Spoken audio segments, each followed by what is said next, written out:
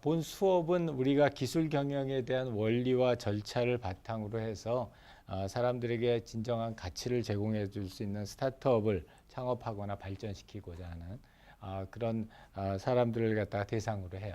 그래서 뭐 당장 그렇다고 해서 꼭 모든 사람이 창업을 해야 된다 이런 거는 아니지만 본인들이 어떤 특정 기술을 하나를 조금 그렇다고 해서 막 그 기술 분야를 갖다 본인들이 전공을 해서 엄청나게 많이 이렇게 공부할 수는 없지만 그래도 어떤 기술을 갖다 하나 정도 선정을 해서 그런 기술을 갖다 이해하고 그다음에 그런 기술로부터 시작해 가지고 사람들한테 가치가 있고 또 회사에는 어떤 전략적인 그 우위를 갖다 줄 수 있는 그런 방안들을 갖다 만들어 보는 거 그게 우리 이 수업의 중점 대상이에요. 그래서 실제로 자칫 잘못하면은 기술이 너무 앞서 나가면은 사람들한테 어떤 가치를 주느냐 보다는 그냥 그 기술 자체에 너무 매료돼서 특히 이제 엔지니어링 백그라운드를 가진 사람들이 그런 케이스가 많아요. 그래서 그 기술을 갖다가 어디에다 어떻게 쓸 거다 이런 생각보다는 이게 새로운 기술이니까 또 어려운 기술이니까 그 기술을 갖다 한번 써보겠다 이런 친구들이 많이 있는데 그러고 나서 실제로 이제 만들어 놓고 나서 보면은 좋은 제품을 만들었어도 그 제품을 갖다 쓸 수 있는 사람이 없어서 아쉽게도 이렇게 사장되는 그런 제품이나 서비스들이 너무 많아요. 그래서 이 기술 경영이라고 하는 것은 어떤 기술을 갖다 대상으로 하지만 그 기술에 너무 함몰되지 않고 이 그 기술이 사람들한테 줄 수 있는 가치가 무엇인지 그래서 그 가치를 갖다가 찾아서 우리가 그걸 갖다가 회사에 도움이 되고 또 그걸 사용하는 사람들한테도 도움이 될 수 있는 그런 방법을 갖다 만들어 나가려고 하고 있어요. 그래서 기술 경영은 워낙 나중에 이제 강의에도 얘기를 하겠지만 워낙 출발 자체가 다학제적인 분야예요. 그래서 처음에 시작할 때 이 공학 엔지니어링 스쿨하고 경영학이 같이 합쳐가지고 기술 경영학과 기술 경영학이라는 걸 갖다가 만들었고요. 그러다 보니까 물론 이제 경영학과에서 전공 선택으로 지금 오퍼가 되고 있지만 꼭 경영학과뿐만이 아니라 다양한 전공을 가진 사람들이 와서 함께 이야기할 수 있는 그런 수업으로 지금까지 되어 왔었고요. 또 앞으로도 그럴 거라고 생각을 해요. 그리고 아까도 잠깐 얘기는 했지만 우리 학교에 기술경영학 협동과정 대학원 클래스가 있어요. 그래서 그게 이제 석박사 과정들 학생들을 갖다 대상으로 하는 과정인데 그 과정은 시작할 때서부터 협동으로 만들었어요. 그래서 1997년도에 만들었는데 우리나라에서 처음으로 만들었어요. 우리나라에서 처음으로 제가 한국에 와가지고 3년 있다가 했었는데 그때 이제 우리 학교 공대에 산업공학과 계시는 임춘성 교수님하고 둘이서 우리 기술과 경영을 갖다 한번 접목하는 그런 학과를 갖다 한번 만들어 보자 해서 초미니 학과 거기는 1년 정원이 7명뿐이 안 돼요. 그래서 1년에 7명을 뽑는 초미니 학과를 만들어서 지금 뭐 20 몇 년째 아주 잘 운영이 되고 있어요. 점점 그거에 대한 기술, 특히 요새처럼 이제 기술에 대한 이런 중요도라든지 엔지니어링에 대한 엔지니어링과 또 어떤 기술, 테크놀로지를 어떻게 활용하느냐에 대한 그런 관심들이 많아지면서 특히 그 기술경영학 협동 과정의 지원자들도 많고 또 사람들이 거기서 공부하고 나서 플레이스먼트가 돼서 다른 곳에 이렇게 취직되어 나가는 경우도 좋은 경우로 좋은 직장으로 많이 나가고 있어요.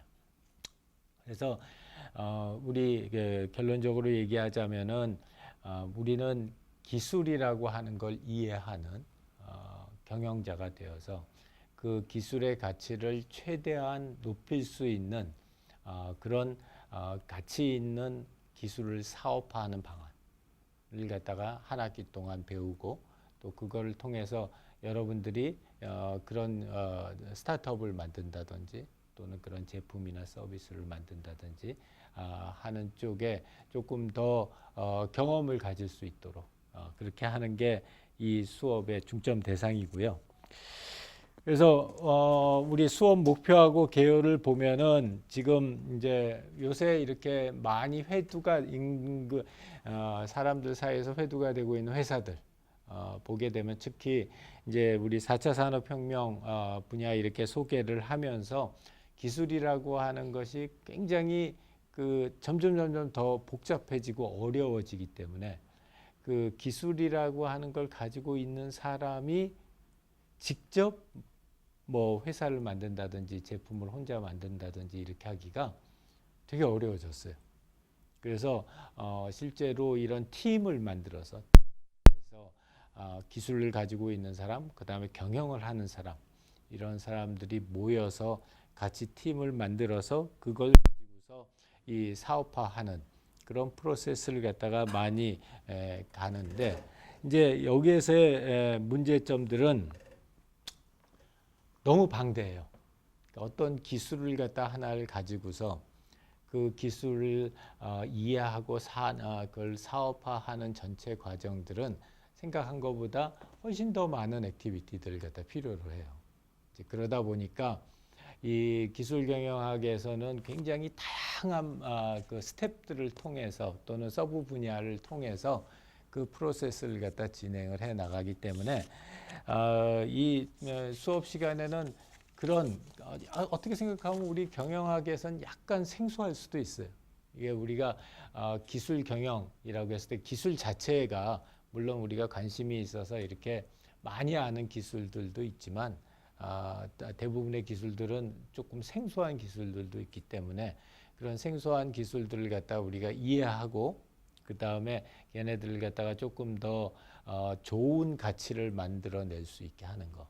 나는 그게 기술경영의 매력인 것 같아요. 97년도서부터 기술경영학과하고 같이 인연을 맺고 지금까지 진행을 하면서 기술경영이 가지고 있는 가장 큰 매력은 뭘까? 를 생각을 해보면 기술은 매번 새로운 기술이 나와요. 매번 새로운 기술이 나오고 그 새로운 기술이 나오는 거를 매번 깊숙하게 이해하기는 되게 어려워요. 그런데 한 가지 좋은 점은 이제 우리가 기술 경영이라고 하는 이 프레임워크를 여러분들이 또 내가 같이 알아두면은 어떤 새로운 기술이 나왔을 때 그 기술을 바라보는 시각이 생겨요. 그래서 뭐 예를 들어서 요새 뭐 제일 핫한 기술 해가지고 뭘 갖다 얘기를 할까요? 뭐 AI 중에서 뭘 할까? 딥러닝 중에서 뭘 할까요? 딥러닝 중에서 뭐 어텐션 네트워크이라고 하는 기술이 나왔다. 나도 잘 요새 하도 말을 많이 하니까 그러면은 그 기술 자체를 갖다가 깊숙하게 들어가는 거는 어려울. 그 기술이 가지고 있는 어떤 공통적인 사항들을 찾아내서 걔네 그 기술이 가지고 만들 수 있는 제품이나 서비스 또 사업화하는 거 이런 거에는 공통 요소들이 있어요. 이제 그런 공통되는 요소들을 우리가 한 학기 동안 일주일에 하나씩 배울 거예요. 그러니까 예를 들자면 제일 오늘은 이제 개론 수업이지만 다음 주에는 기술 예측에 대해서 이야기를 할 거예요. 그럼 이제 우리가 현재 기술은 어떤 수준인데 앞으로 이 기술이 어떤 식으로 어떻게 발전할까? 그러니까 우리가 기술을 사업화하기 전에 그 기술이 어떻게 발전할까를 알아보는 거. 이거는 어떤 기술이든지 간에 공통적으로 적용될 수 있는 컴포넌트예요. 그래서 이제 그런 걸 여러분들이 이제 여기서 같이 공유를 하면은 배우고 공유를 하면은 이제 그걸 가지고 여러분들이 새로운 기술을 갖다 접했을 때에도 기술 예측은 그때 이렇게 했었지. 그러면은 그때 그 기술 예측을 갖다가 했던 때 썼던 원리나 원칙을 그때 그 기술은 뭐 AI 머신러닝 기술 뭐였는데 이번에는 뭐랄까 블록체인 기술에다 한번 적용을 해보면 어떻게 될까? 이런 적용이 가능할 수 있다는 거예요. 그래서 우리는 이 한 학기 동안 그런 기술 경영의 중요한 컴포넌트들을 갖다가 한 주에 한 개씩 이렇게 살펴서 또 그 중요한 컴포넌트에 들어가는 공통된 테크닉들이 있어요. 기술 예측은 어떻게 한다. 기술 전략은 어떻게 세운다. 기술 마케팅은 어떻게 한다. 이런 그 각각의 아이템마다 오래된 그런 테크닉들이 있어서 그런 테크닉들을 갖다가 수업 시간에 같이 실습해 보면은 여러분들이 이제 다른 기술을 가지고 다 할 때도 그런 테크닉들을 갖다 활용할 수 있도록 그렇게 하려고 해요. 그래서 뭐 모르겠어요. 나는 목표는 여러분들 사이에서 잽 베조스나 알란 머스크나 이런 사람들이 나와서 우리 소위 말하는 테크 벤처의 수장들이 여기서 나올 수 있으면 좋겠다 싶어요. 그리고 지금까지도 많이 나왔고, 근데 이제 앞으로 더 많이 나와서 이런 기술이 가지고 있는 매력을 갖다가 사업화할 수 있는 그런 능력 있는 사람이 됐으면 좋겠어요. 이 수업은 선수 과목은 없고요. 선수 과목은 없고 우리가 어떤 기술 자체를 딥하게 다루는 게 아니기 때문에 뭐 컴퓨터 프로그래밍을 해야 된다든지 제품 디자인을 해야 된다든지 이런 선수 과목을 가지고 있지 않아요. 근데 좀 있었으면 좋겠다고 생각하는 거는 새로운 기술에 대한 호기심. 저 기술은 어떻게 돌아갈까? 이런 새로운 기술에 대한 호기심. 그리고 이 어떤 기술이든지 실제로 그 기술의 궁극적인 목적은 사람들을 위해야 되거든요. 그래서 사람들에 대한 따뜻한 배려. 그리고 세 번째는 이 기술 경영이라는 게 워낙 다학제적인 학문이고 또 굉장히 스코프가 넓기 때문에 자기 혼자 이 기술 사업화를 다 할 수 있는 사람은 내가 생각하기에는 없다고 생각해요.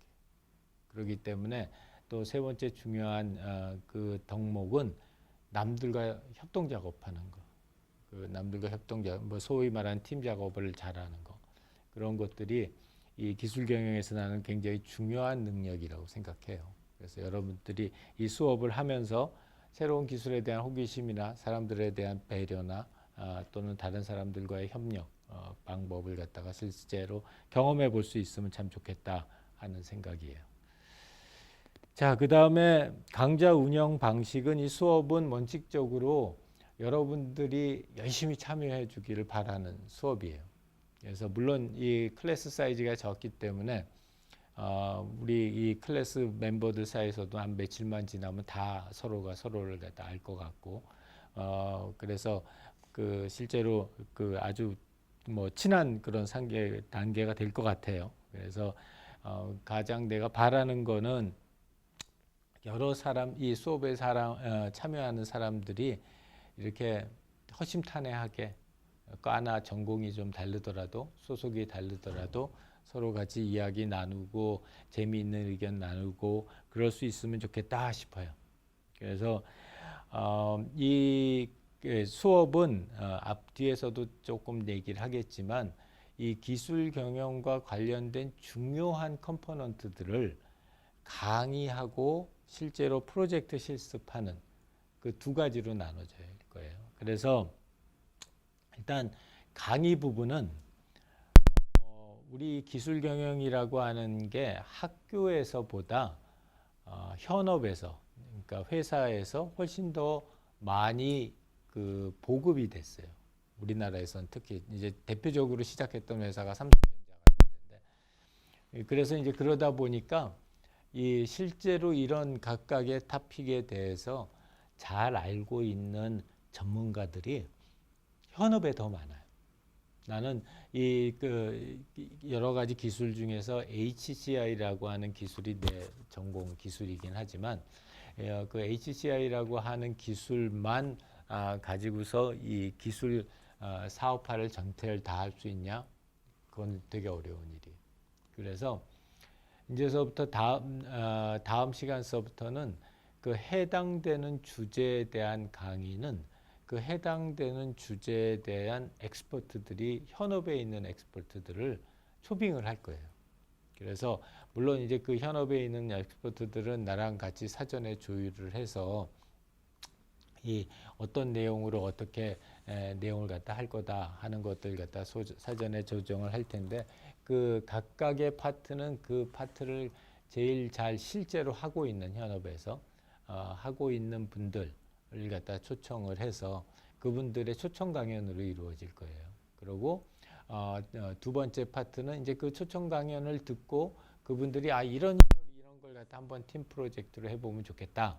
그래서 간단한 팀 프로젝트를 갖다가 주면은 그걸 갖다가 팀원들끼리 같이 상의해서 프로젝트를 갖다 진행하고 보통 한 일주일에 PPT 2장에서 3장 정도 팀워크를 해서 그렇게 해서 가지고 오면은 그 내용을 가지고 상의를 하고 또 지금 중요한 것 중에 하나는 그런 프로젝트를 하고 나서 그게 좋다 나쁘다 뭘 어떻게 더 개선했으면 좋겠다 하는 커멘트를 들을 수 있으면 좋아서 우리는 이제 이 강의를 해주시는 분이 그날 그러니까 요번 주에 강의를 하면은 그 다음 주에 다시 오셔서 여러분들이 제출한 프로젝트를 가지고 실제 토론을 할 거예요. 그래서 이런 점들은 이렇게 생각하고 본인 회사에서는 이렇게 진행한다. 그리고 이런 것들은 이렇게 이런 점을 갖다 주의해야 된다. 그런 것들을 갖다 실제로 현업에 있는 얘기들을 갖다 같이 나눠주려고 그래요. 그래서 이 강좌 운영 방식은 크게 외부 인사들 전문가들의 특강하고 그 다음에 그거에 따라서 우리가 팀 프로젝트를 진행하면서 그분들하고 같이 토론하고 팀원들하고 같이 토론하는 그런 시간으로 가져갈 거고요. 우리 수업의 팀 프로젝트의 최종 결과는 아주 실제 유망한 기술을 하나 선정을 해서 본인이 관심 있는 팀원들이 관심 있는 기술을 갖다 하나 선정을 해서 그 기술을 인간 중심의 기술 사업화를 하는 기획서를 한번 만들어 보는.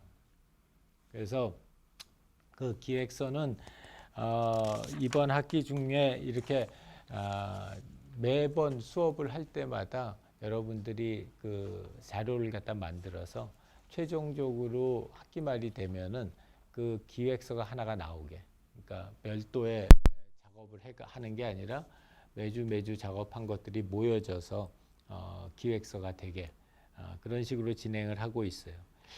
그래서 지금 다음 장에 보면은 10개의 기술을 이렇게 명시를 해놨어요. 근데 이게 꼭 이것 중에서 하나 선택해야 되는 건 아니에요. 여러분들이 생각했을 때 나는 무슨 기술이 재밌던데 하면 그런 기술을 갖다가 팀원들하고 같이 상의해서 정해도 돼요.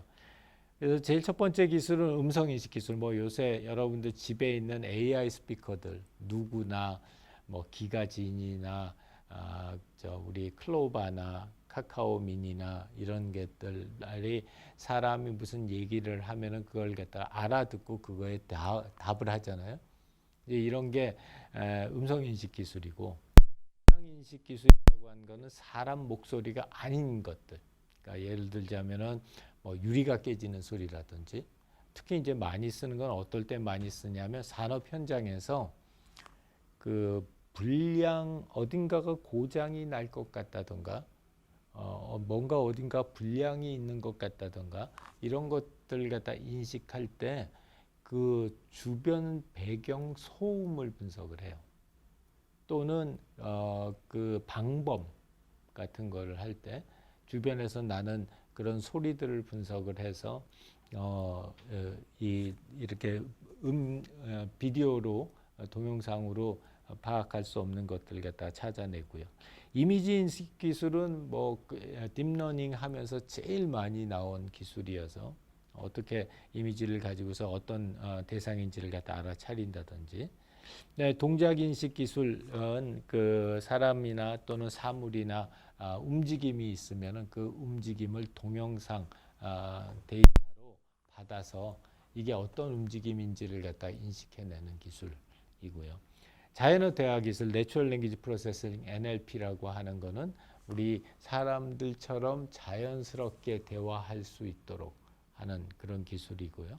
그다음에 생체 신호 활용 기술 또는 Quantified Self라고 하는 거는 사람들 몸에서 나오는 여러 가지 생체 신호들이 있어요. 뭐 아주 대표적인 건 뇌파, 그리고 저 심장 맥박수라든지 체온이라든지 이러한 것들처럼 생체에서 나오는 여러 가지 신호들을 모아서 사람들에게 어떤 이상 신호가 발생하면 그걸 갖다가 워닝을 해주는 그런 형태의 기술도 있고요.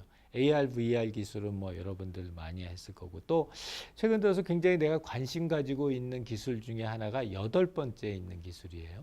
이제 디지털 드럭이라는 거고, 이제 그 기술은 어떤 기술이냐면, 예전에는 우리가 약이라고 그러면 예를 들어서 두통제다, 또는 뭐 진통제, 또 무슨 지혈제다 그러면은 이제 그 진짜 있는 그 물질이 있는 약을 가지고서 그 약을 갖다가 사람들한테 임상 실험을 해서 이 약의 효과가 얼마나 되는지를 갖다 찾아냈어요.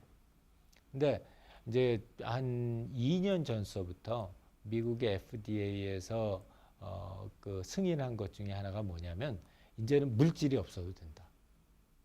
심지어는 기계가 없어도 된다. 소프트웨어만 가지고 그 소프트웨어를 사람들이 어떻게 사용해서 임상적인 효과가 나올 수 있다면, 그런 소프트웨어만 가지고서도 FDA 승인을 주겠다. 이게 굉장히 큰 변화예요. 그러니까 왜냐하면 과거의 신약 기술들은 다 어떻게 했냐면, 어떤 물질이 있고 그 물질이 사람들의 몸에 어떤 메커니즘을 통해서 영향을 미치는지를 갖다가 발견해내 가지고 이 그 사람들의 질병을 고치는 걸 했는데, 이제는 그런 물질이 없어도 소프트웨어만 가지고서도 사람들에게 어떤 그 질병이나 이런 걸 고칠 수 있게 되면, 그러면 FDA가 승인을 하고, FDA가 승인을 하면은 의사들이 그 약을 갖다가 소프트웨어를 처방을 하는 거예요. 당신 이 프로그램 가가지고 일주일 동안 쓰세요. 그게 처방인 거예요. 그래서 이런 그 기술들을 갖다가 우리가 디지털 드럭 기술이라고 그래요. 그래서 이런 디지털 드럭 기술, 요새 뭐 실리콘밸리에서 이 기술 창업하는 사람들이 굉장히 관심을 가지고 있는 분야이고, 그래서 8번 분야는 굉장히 관심이 많아요. 그리고 9번 분야는 뭐 많이 하는 로봇 기술, 움직이는 대상이 있어서 그 대상이 어떤 움직임을 하고 센싱을 해서 하는 기술들이 있고요. 그 다음에 핀테크 기술, 뭐 당연히 우리 또 경영학과 친구들이 많이 있으니까 핀테크 기술 같은 것도 굉장히 관심이 있죠. 그리고 이제 특히 요새 핀테크, 우리 수업의 연사 중에 한 사람은 서울시에서 그 모든 핀테크 사업을 지원해주는 그 지원 팀장이 이제 강의를 갖다 하러 올 거예요. 그러면은 그 사람한테 얘기를 들어보면은 지금 서울시에서 어떤 지원책들이 있고, 또 그런 지원책들을 갖다 어떻게 활용할 수 있는지, 그런 것들에 대한 이야기를 갖다 해줄 거예요. 자, 그래서 꼭 이 10개의 기술이 아니더라도 여러분들이 생각했었을 때 나는 더 재미있는, 관심 있는 기술이 있다 하면은 그 기술을 갖다 진행해도 좋아요. 그래서 우리 목표는 이 기술을 하나를 갖다 선정을 해서 그 기술에 대한 기술 예측을 해보고, 그 기술에 대한 개발 상황을 파악을 하고, 그걸 갖다가 어떻게 개발해 가지고 어떻게 가치를 받고 어떻게 마케팅을 하고 사업화할 거다 하는 것들을 갖다 전반적으로 한 주일에 하나씩 이렇게 꼬박꼬박 해가지고, 제일 마지막에는 이런 어떤 특정 기술에 대한 기술 사업화 제안서, 기획서를 만들어서 여러분들이 수업 끝나고 나서 여러분들 포트폴리오로도 사용할 수 있고, 또는 여러분들이 원하면 직접 그걸 가지고서 실제로 시작도 해볼 수 있게 그렇게 진행을 했으면 좋겠다 생각을 해요. 그래서 이 수업 시간 이제 하고서 두 번째 시간, 그러니까 다음 주죠. 다음 주 되면은 이제 우리 수강시험 변경 끝나고 나서 이 수업을 들을 사람들이 정해지면은, 아주 작게는 내 생각에 이 사이즈면 뭐 한 팀이나 두 팀 해가지고 작게 팀을 짜서 그렇게 해서 진행하면은 좋을 것 같고요. 그 한 가지 이제 부탁을 하고 싶은 거는 자기소개서를 작성해서 제출을 해요. 양식은 우리 이제 조교가 와이색에다 올릴 거예요. 그래서 그 양식은 주로 어떤 거냐면 여러분들 사진을 꼭 하나 너무 뽀샵이 많이 안 들어간 실물을 갖다가 파악할 수 있는 사진 하나 하고 그 이유는 내가 나중에 이렇게 끝나고 나서도 다른 거는 다 버리는데 자기소개서는 안 버려요. 자기소개서는 안 버려서 그걸 가지고서 10년 된 졸업생, 20년 된 졸업생들이 찾아와 가지고 이야기 나눌 때에도 충분히 그 자료를 보면 기억이 나요. 아, 수업 시간에 이런 거 했었고 이런 프로젝트 했었구나 기억이 나서. 그리고 아마 내가 경영대학에서 제일 주례를 많이 쓴 교수 중에 한 명일 거예요. 그래서 그 모든 수업에 가서 항상 얘기하는 것 중에 하나인데 수업 시간에 잘 돼서 결혼을 하면 꼭 나를 주례로 불러달라. 그럼 내가 가가지고 무료로 주례를 갖다 쓰겠다. 뭐 그거 아니어도 다 무료지만 근데 무료로 쓰겠다 그렇게 얘기를 해서 지금까지 아마 꽤 많은 쌍이 결혼을 했고 지난달에도 했고 요번 달은 아니고 다음 달에도 해요. 그래서 그러기도 하고 또 이제 특히 요새는 이쪽 분야의 기술 사업화 쪽에 하고 나서 뭐 네이버나 SKT나 이런 쪽으로 간 친구들이 많아서 이제 그런 친구들이 이렇게 그 자기네들 이렇게 현업하다가 또 궁금한 점이 있거나 그런 점이 있으면 연락이 와요. 그러면은 다른 사람들은 몰라도 제자가 연락 오면은 제일 먼저 약속을 잡는데 그렇게 약속 잡아서 얘기할 때도 이 자료가 굉장히 중요한 역할을 해서 뭐 이렇게 멋있게 크게 블러핑 할 필요 없이 그냥 있는 그대로 솔직하게 써주면은 충분할 것 같고요. 이제 뭐 사이즈가 작기 때문에 굳이 대표를 갖다 뽑을 필요는 없겠지만 혹시 필요하게 되면 중간에 진행하면서 학급 대표를 갖다 선발을 하고요. 이 수업은 중간고사하고 학기말고사가 없어요. 그리고 개인 과제도 없어요. 그래서 그 팀 과제를 하고 여기 지금 퍼센티지가 나와 있는데 수업 시간 참여도는 20%예요. 그거는 이제 출석을 하면 수업 시간에 출석하면은 그리고 출석해서 뭐 이렇게 작은 사이즈니까 말을 안 할 수가 없을 테니까 수업 시간에 그냥 편하게 참석해 가지고 같이 이야기 나눌 수 있는 그런 수업이 되면 좋겠고요. 수업 시간에 팀 프로젝트 하는 거는 여러분들이 이제 매번 수업 시간 하고 나면은 이제 그 어떤 특정 기술 경영 꼭지에 대해서 아까 얘기했던 두세 장짜리 저걸 갖다 내줄 거니까 그걸 갖다가 준비하면 되고요. 최종 프로젝트 발표는 그거 다 모아서 실제로 프로젝트 발표하는 그 퍼포먼스 하고 그 다음에 최종 사업 계획서는 이제 리튼 해가지고 여러분들 썼던 거 다 정리해서 내는 거 그렇게 하면은 그걸로 중간고사 학기말고사 없이 개인 과제 없이 팀 과제로만 해가지고 진행을 갖다 해요. 그래서 그건 뭐 오랜 동안 그렇게 진행을 했고요. 이 수업은 절대평가 수업이에요. 뭐 명수를 갖다 보면은 알겠지만 당연히 절대평가 수업이고 그 다음에 이 수업에 나는 저게 참 싫어요. 그러니까 뭐냐면 너무 지나치게 학생들 사이에 경쟁하고 뭐 이러는 거 참 싫어요. 결국 사회에 나가면은 안 해도 밖에 나가면 할 텐데 굳이 학교에 있을 때 그렇게 경쟁할 필요는 없을 것 같다라는 생각을 하고 그래서 목표는 모든 여기 친구들이 다 끝까지 잘 그 각각의 컴포넌트들을 잘 따라와서 그걸로 본인들이 어떻게 자랑스러워할 수 있는 그런 프로젝트 결과물을 하나 만들고 그럼 그걸 만든 사람한테는 다 학칙에서 정하는 제일 좋은 점수를 주자. 그게 목표예요. 그래서 뭐 누구를 갖다가 굳이 누구는 꼭 나쁜 점수를 줘야 되고 누구는 좋은 점수를 줘야 되고 그랬기 때문에 서로들 막 이렇게 경쟁하는 그런 수업 분위기보다는 우리 전부 다 해가지고 우리 다 같이 A 플러스 맞자. 그 분위기로 진행을 했으면 좋겠어요. 그래서 뭐 과거에 나랑 수업 들어봤던 사람들 아마 충분히 이해하겠지만 그런 분위기로 서로가 서로한테 코멘트를 많이 해주고 상대방 프로젝트가 잘 될 수 있게 진짜 진심으로 잘 될 수 있도록 신경 써주고 잘 들어주고 적절한 질문해주고 그리고 또 발전적인 코멘트 해주고 그런 게 난 제일 중요할 것 같아요. 그래서 그런 것들을 중심으로 해서 이 성적 평가하는 방법을 갖다 여기다 쭉 썼고요.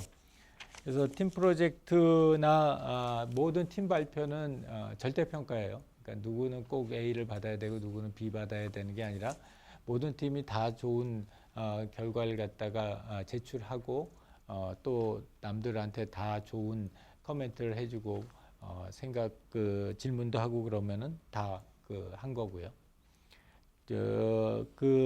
이제 아까도 얘기했지만 팀 프로젝트 결과를 갖다가 내면은 업계 전문가들이 직접 본인들이 읽고 거기에다 코멘트를 해줄 거고 그리고 와가지고 수업 시간에 직접 대화를 갖다 할 거예요.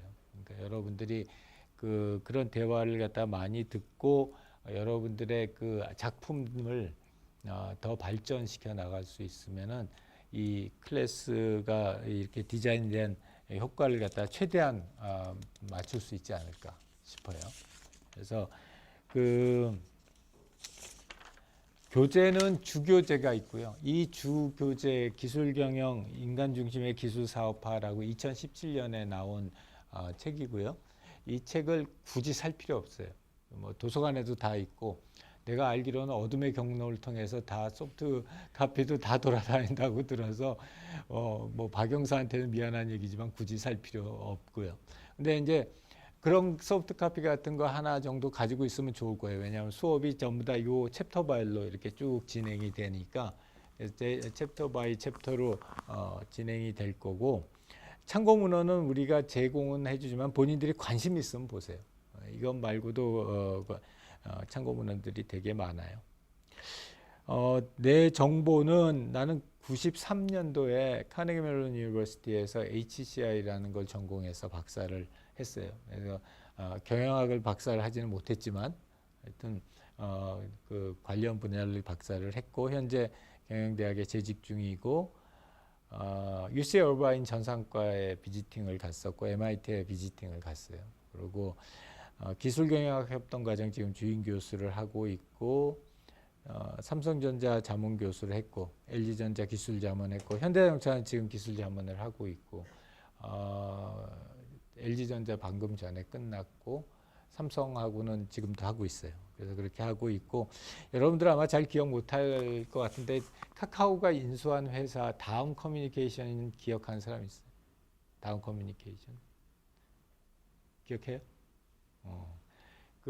다음 커뮤니케이션 이사회 의장을 했어요. 인수되기 바로 전까지. 그러다가 인수되기 바로 전에 나왔는데 그래서 내가 카톡을 잘 안 써. 근데 앞으로는 계속 써야 될 것 같아. 그거 안 쓰면 안 될 것 같아서 앞으로는 계속 쓸 것 같고요. 자, 그래서 앞으로 수업은 3시간 일주일에 한 번만 만나는데 앞에 있는 50분은 여러분들이 발표하고 그 다음에 전문가들이 코멘트 주는 거 하고요. 그 다음에 이제 두 번째는 전문가 강의를 디테일하게 듣고 하고요. 우리가 외부 강사 초청 강연을 2번을 잡았어요. 중간고사 기간하고 학기말고사 기간. 그래서 그거는 참석은 옵셔널이에요. 근데 그때 우리가 생각했을 때는 일단 기술 사업화 부분에 가장 최근에 뜨고 있는 그런 회사들을 갖다 초청을 해서 실제로 어떻게 성공했는지 그런 얘기를 갖다 좀 들어볼 수 있으면 좋겠다 싶어서 우리 수업 시간에 중간고사 학기말고사 보는 대신에 그 사람들 얘기 듣는 게 훨씬 더 영향가 있겠다 싶어서 그런 사람들 초대하려고 그래요. 자, 그래서 수업 일정은 오늘 내가 이렇게 기술경영에 대한 소개를 하고요. 다음 주는 기술 예측인데 기술 예측은 삼성전자에서 오랫동안 반도체를 하다가 최근에 스타트업 CTO로 간 사람이 있어요. 이교육 박사과정인데 그래서 이교육 박사과정이 기술 예측 이건 뭐 이 사람 맨날 반도체 하면서 했던 거여서 본인도 어떻게 기술 예측했나 하는 걸 갖다 얘기를 해줄 거고요. 근데 재미있게도 이교육 지금 대표죠. 대표는 이제 반도체 한참 하다가 요새 AI 스타트업으로 바꿨어요.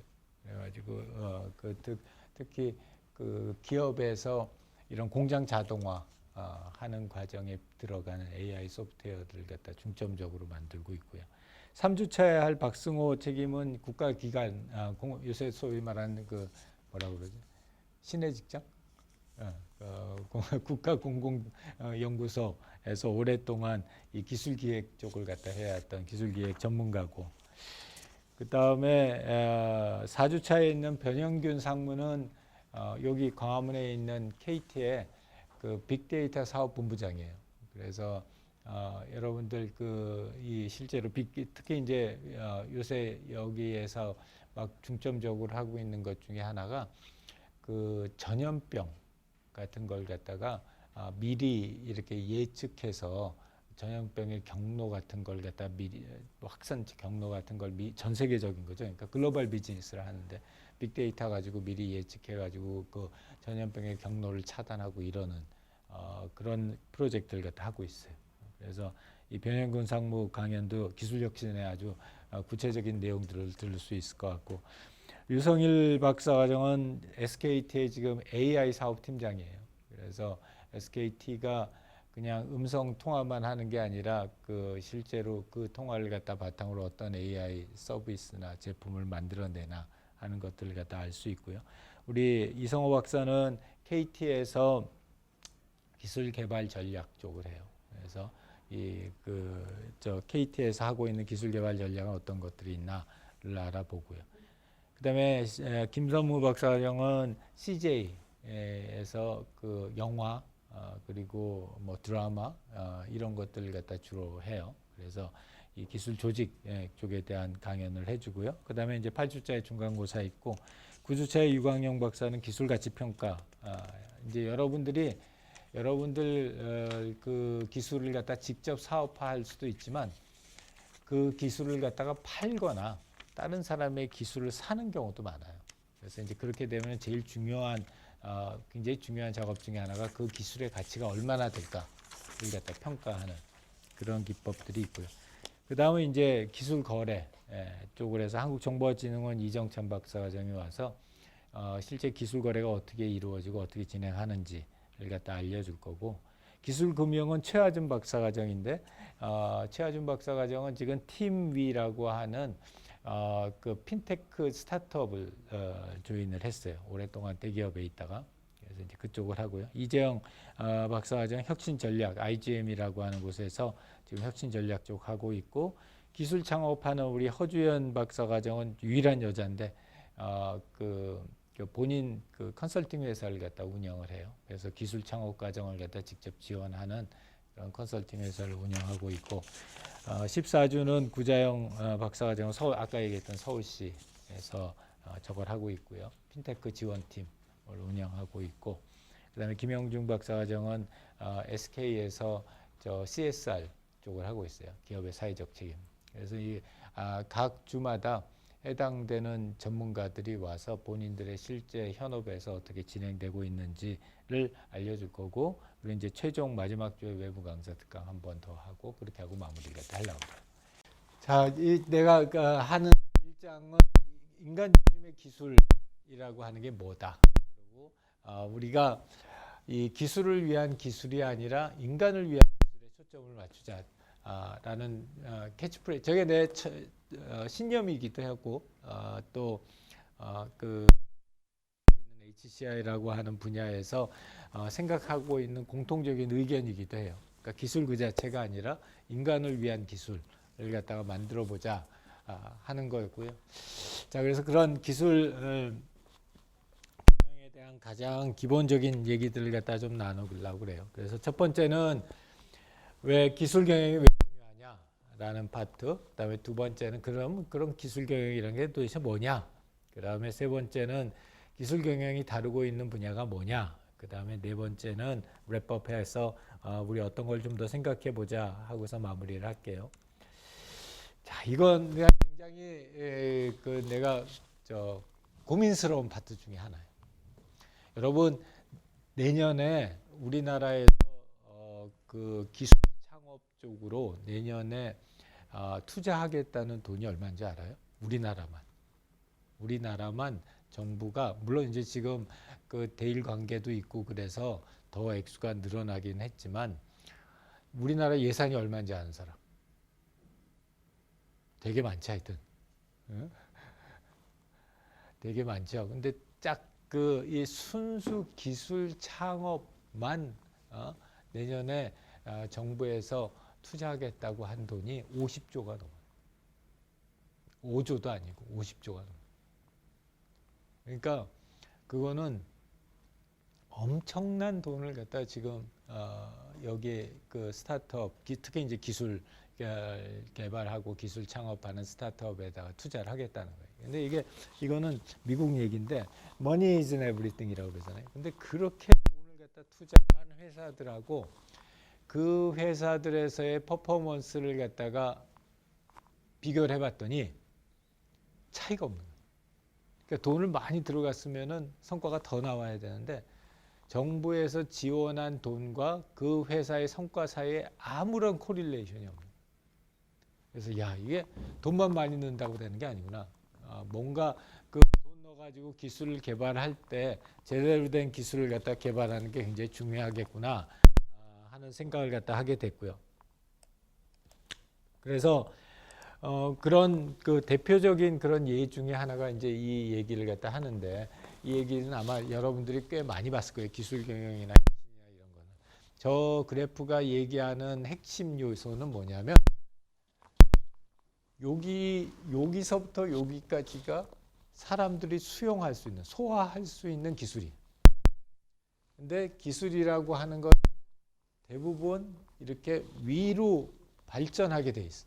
그러면 어느 순간이 들어가면은 더 이상 그 개발된 기술이 사람들한테 별로 효용이 없어요.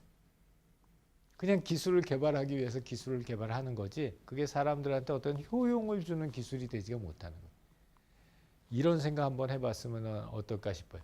우리 예전에는 아이폰 새로운 모델이 나오면 다 열광해서 막 가가지고 줄 서고 사고 그랬는데 요새는 나왔는지 안 나왔는지도 잘 나왔는지는 알지. 하도 여기저기서 선전을 하니까 나왔는지는 알지만 예전처럼 센세이션하잖아요. 뭐가 바뀌었다고 그러는데 그게 바뀌었는데 특히 뭐 백몇십만 원을 주고 그걸 내가 바꿔야 되나? 좋았던 이전 거보다는 조금 좋아졌다고 그러는데 굳이 그런 돈을 들고서 업그레이드를 해야 될까? 이 점이 어떤 포인트냐면 이미 사람들이 수용하고 받아들일 수 있는 정도의 기술 수준을 넘어가 버린 거예요. 그러니까 쓸데없는데 돈을 쓰고 있는 거예요. 지금은. 그래서 그런 의미에서는 우리가 기술 개발이나 기술 전략을 갖다 제대로 세워야 되겠다라는 거고 특히 이제 기존에 있었던 이런 회사들을 갖다 쭉 성공하는 회사들을 갖다가 봤더니 그냥 무작정 기술만 만드는 게 아니라 기술 경영 또는 기술 전략을 세우고 그 전략에 맞춰서 새로운 기술을 만들어 가더라라는 거고요. 이건 나 굉장히 보면서 나도 굉장히 뭐라고 그럴까 공감하는 파트 중에 하나. 이게 뭐냐면 스타트업이 망하는 제일 높은 이유, 제일 빈번한 이유 20가지. 얼핏 생각하면 기술 창업을 해가지고 그 회사가 망한다. 그럼 기술이 변변치 않아서 기술이 변변치 않아서 망한다. 이렇게 생각하기가 굉장히 쉬운데 기술이 변변치 않는 거는 아주 아무리 눈 씻고 찾아봐도 잘 안 보여요. 아무리 가봐도 기술이 변변치 않아서는 별로 없어. 그럼 제일 많은 게 뭐냐? 커스터머를 갖다가 이그노어해서 무시해서 사람이 진짜로 원하는 게 뭔지를 갖다 몰라서 그리고 마켓 니즈를 갖다가 뭐 없어서 이 두 가지는 이제 2년 반을 하면서 나도 엄청 많이 경험했던 거예요. 그러니까 뭔가 이렇게 이제 제품이나 서비스를 만들어서 이렇게 딱 나가면 될 것 같거든. 그러니까 이걸 고도화하는 작업을 막 해요.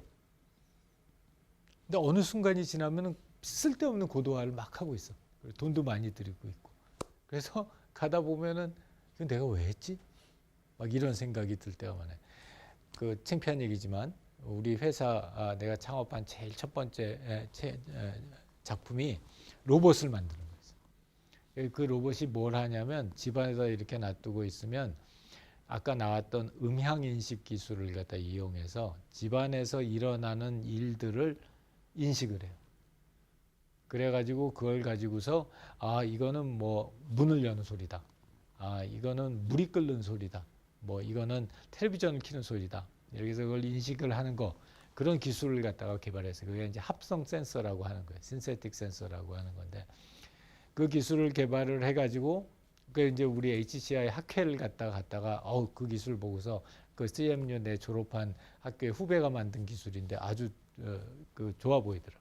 막 여러 가지 IoT 센서를 달아야 되는데 그런 거 달지 말고 로봇 한 대만 있으면 이 로봇이 통합적으로 센싱을 해가지고 무슨 일이 발생하는지를 안다. 그래서 그걸 시제품으로 만들어 가지고 그 HRI라고 로봇 학회 가가지고 작년 봄에 발표를 하고서 최우수상도 받았어요. 그래서 와, 이거 뭐 한국에서 굉장히 멋있는 거 만들어 가지고 왔다. 그래서 최우수상도 받았는데 망했어요. 쫄딱 망했어요. 왜 쫄딱 망했냐? 니즈가 없는 거예요. 집에다가 그런 걸 굳이 놔둘 이유가 없는 거예요. 괜히, 그리고 사람들이 그런 거 놔두면은 걱정되는 게 프라이버시 침해를 당할까 봐 걱정을 하지. 뭐 우리 부모님한테 하나 사드려야 되겠다, 우리 딸네 집에다 하나 사드려야 되겠다. 딸이 막 질겁하는 걸 자기 집에 저런 거 왜 놔두냐고. 그래서 딱 5대만 들고 근데 이런 거 같은 경우가 기술 쪽을 굉장히 포커스하다 보니까 사용자, 어느 순간에는 사용자를 갖다가 커스터머를, 고객을 갖다 이그노하고, 그 다음에 이것도 굉장히 중요해요. right team. 이제 요새 스타트업들 이렇게 보고 있으면 팀 구성이 어떻게 됐느냐를 가지고 펀딩을 받아요. 아이템이 뭐고 막 이런 얘기 다 채 들어가기도 전에 뭐 구글에서 뭐뭐 하던 누구하고 뭐뭐뭐 하던 누구랑 세 사람이 만나서 뭐 예를 들어서 무슨 대화형 에이전트 만드는 회사를 갖다 만들었다. 그러면 기술 AI 기술이야? 세 사람 누구야? 얘 이런 애들이야? 그럼 투자해야지 하고서 들어가는. 그래서 이제 right team을 만드는 것도 되게 중요하고, 비즈니스 모델 이렇게 쭉 보게 되면은 기술 테크 스타트업이 망하는 이유 20가지 중에 기술과 관련된 이슈들이 없다는 거예요. 그렇기 때문에 이렇다는 얘기는 그 기술을 갖다가 우리가 그 본질을 깨닫는 게 되게 중요하구나 하는 것들을 갖다 알게 됐고요. 그래서 나는 1980년대하고 굉장히 관련이 많은 것 같아요. HCI라고 하는 학문도 1980년대 중반에 만들어졌고, 이 기술 경영이라고 하는 분야도 1980년대 중반에 만들어졌어요.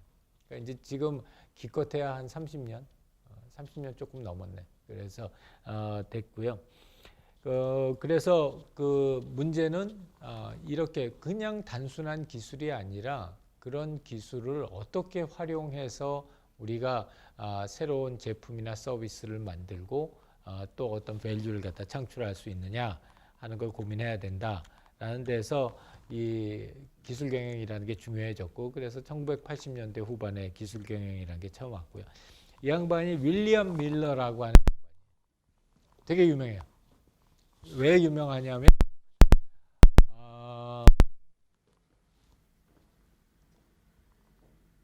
이 스탠포드 대학 교수셨는데, 스탠포드 대학의 이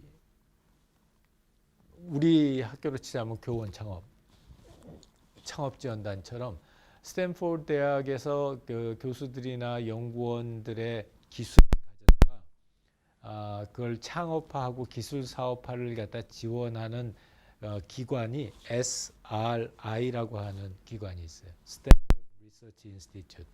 근데 이 SRI가 엄청난 히트작들을 많이 내요. 엄청난 히트작들을 갖다가 많이 내고, 그 히트작을 냈던 SRI의 프레지던트를 10년 넘게 했어요, 이 양반이.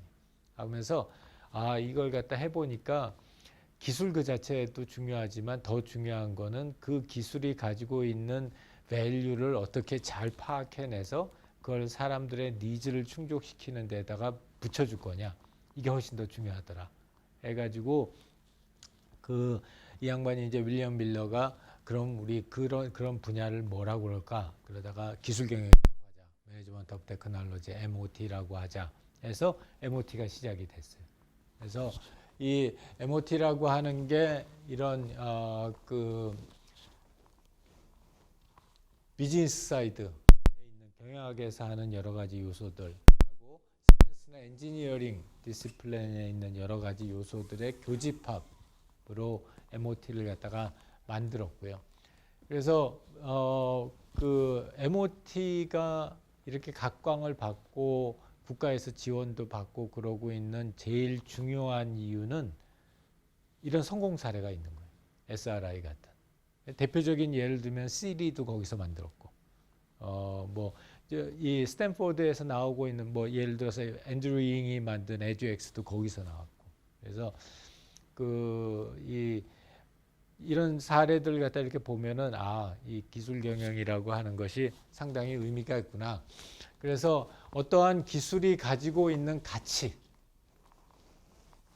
그 기술이 가지고 있는 가치가 무엇인지를 파악하고 그 가치를 갖다 가지고서 어떤 컴피티티브한 경쟁적인 우위를 갖다 찾아낼 수 있는 그런 그걸 가능하게 해주는 그런 게 필요하다 해가지고 이 테크놀로지 매니지먼트를 갖다 분야를 갖다 만들었고요.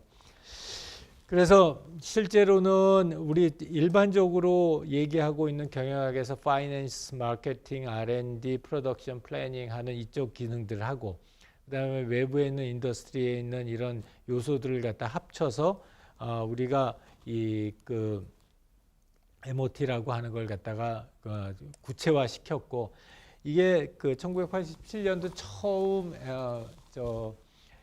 저걸 만들 때 그 기술 경영을 만들 때 여기서 그렸던 그림이에요. 그래서 한쪽 편에 엔지니어링 앤 사이언스가 있고 이쪽 편에 매니지먼트가 있어서 그 둘 간의 교집합을 MOT라고 하자. 그래서 나는 제일 정확한 내가 좋아하는 MOT의 데피니션은 기술이 가지고 있는 펀더멘탈한 밸류가 무엇인지를 잡아내서 그거를 가지고 회사의 경쟁적 우위를 창출하는 데 활용하고 사람들한테는 그걸 사용하는 사람들한테는 그 사람이 필요로 하는 니즈를 충족시키는 그런 전 과정을 다루는 학문. 그게 기술 경영이다. 난 이렇게 생각을 해요. 그래서 기술 경영이라고 하는 그 분야에 대한 아이덴티티가 이때서부터 만들어지기 시작했다고 보면 되고요. 그래서 그러면은 MOT가 커버하고 있는 분야가 어떤 분야들이 있느냐? 우리가 크게 MOT가 이 디스커버리를 하고 발견을 하고 어떤 인벤션을 한 다음에 이노베이션을 하는 이 전 과정을 우리가 테크 쪽에서 바라봤었을 때 이 스코프 전체를 갖다가 보고 있는 게 기술 경영이다. 특히 근데 이노베이션 쪽을 많이 봐요. 그래서 우리가 디스커버리는 자연현상을 발견해내는 거고 그걸 통해서 뭔가 기발한 아이디어를 내는 게 인벤션이고 그걸 통해서 실제로 사업화하는 게 이노베이션이라고 한다면은 기술 경영은 이 세 가지를 갖다 다 포함하지만 특히 이노베이션 쪽을 포함을 해서 진행하고요. 그래서 사이언스하고 엔지니어링하고 테크놀로지의 교집합에 이 비즈니스 또는 매니지먼트가 들어가주는 그런 스코프를 가지고 있고 그래서 테크놀로지 어떤 하드웨어로서의 테크놀로지 또 어떤 시스템으로서의 테크놀로지들을 갖다가 다 그 포함을 하고 있어요.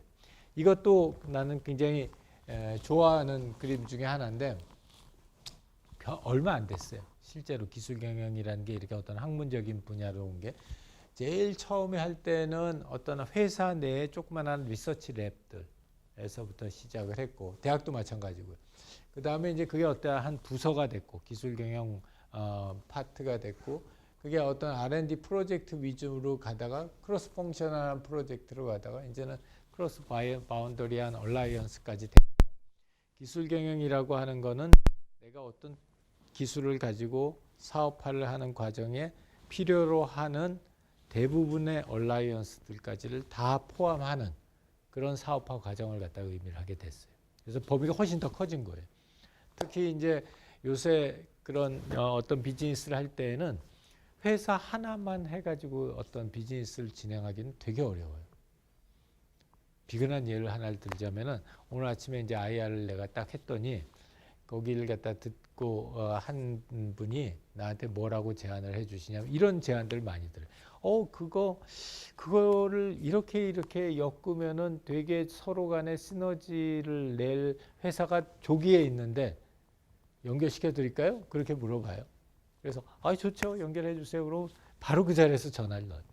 그래가지고 오늘 이제 한 회사하고 이렇게 연결이 됐는데 그래서 이제 그런 것들 보면은 이게 그 기술 경영이라고 하는 게 이제 그냥 한 회사 내에서의 기술 개발에 머물러 있지 않고 실제로 그걸 갖다가 여러 회사들, 여러 분야들 갖다 이렇게 크로스해서 기술 사업화를 진행하는 전체 그게 이 기술 경영이 커버하고 있는 분야다라고 생각을 하면 좋을 것 같고요.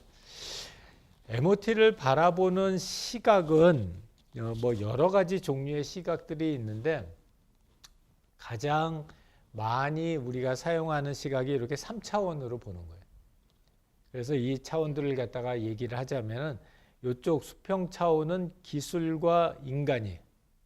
이게 무슨 얘기냐면 같은 MOT인데도 기술 쪽에 조금 더 많이 치중하는 MOT가 있어요. 특히 이제 산업공학과에서 MOT를 하면 이쪽을 더 많이 치중을 해요.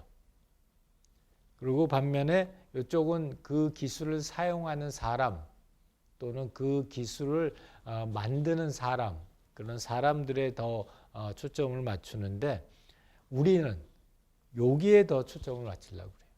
기술보다. 그래서 기술 최적화 이런 거는 우리 수업 시간에 다루지 않을 거예요. 우리가 여기서 막 어떤 특정 기술의 성능을 최적화하는 방법을 갖다 만들어낼 이유는 없으니까 그래서 그 대신에 우리는 인간 쪽에다 포커스를 할 거고 그 다음에 또 하나는 거시적인 시각하고 미시적인 시각이 있어요. 거시적인 시각은 주로 국가 정책과 관련된 걸 할 때 거시적인 시각도 써요.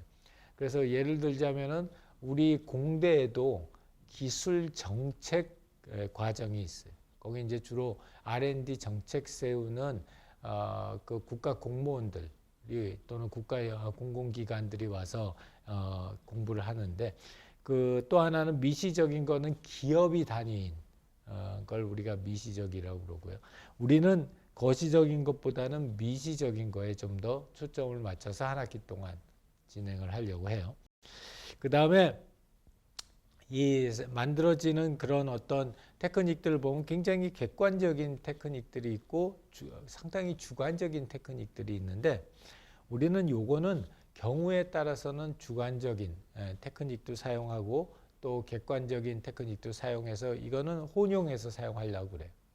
그런데 요 두 가지 축, 거시적이냐 미시적이냐 기술에 좀 더 초점을 맞추냐 인간에 초점을 맞추냐 하는 거는 요쪽 파트. 인간과 미시적인 기업 단위의 인간 측면에서 기술 경영을 바라본다라고 하면 될 것 같고요. 그래서 이런 기술 경영의 여러 가지 액티비티들을 갖다 쭉 학자들이 나열을 했는데 우리나라에서 이렇게 기술 경영 체계도라는 걸 갖다 만들었어요. 그래서 이 기술 경영 체계도에 따라서 이렇게 기술을 갖다 실제로 개발해 나가자라고 하는 체계도를 만들었고 우리의 실러버스는 이 체계도하고 거의 유사하게 가요. 그래서 각각의 여기에 빌딩 블록들을 갖다가 한 주에 하나씩 살펴보고 그걸 우리 기술 사업화에 쓸 거다 하는 쪽으로 알아보려고 하고 있고요. 그래서 그 중에서 특히 우리가 좀 초점을 맞췄으면 좋겠다라고 하는 거는 요 User Centered Innovation, UCI라고 하는 거예요. 우리가 인간 중심의 기술 사업하다라고 얘기를 갖다 했었을 때 그 인간 중심이라고 하는 거의 의미가 뭘까? 인간 중심의 기술 사업화의 의미가 뭘까라고 했었을 때 나는 그 의미가 세 가지. 인간 중심이라고 하는 거 어떻게 해서 세 가지냐? 우리 왜 링컨, 아브라함 링컨 게티스버그 나 지난번에 갔었는데 여름에 게티스버그에 갔었는데 뭐 하러 갔더라? 무슨 회의를 하러 갔었는데 가가지고 봤더니 그냥 황당한 벌판에다가 깃발 꽂아놓고 얘가 게티스버그다 이랬더라고. 그래서 하여튼 뭐 막 거기 전쟁하는 씬도 나는데 거기서 왜 of the people, by the people, for the people 이러잖아요. 그 세 가지를 얘기를 하는데 나는 인간 중심의 기술 경영 또는 휴먼 센터드 이노베이션이라고 하는 건 요 세 가지라고 생각을 해요.